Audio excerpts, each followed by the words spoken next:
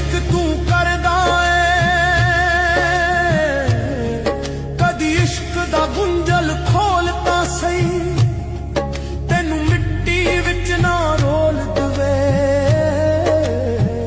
दो प्यार दे बोल बोल तां सही सुख कट ते दर्द हजार मिलन कदी इश्क नू तकड़ी तोल तां सही तेरी हसदी अख भी पिज जावे कदी सानू अंदरों फौल तां सही।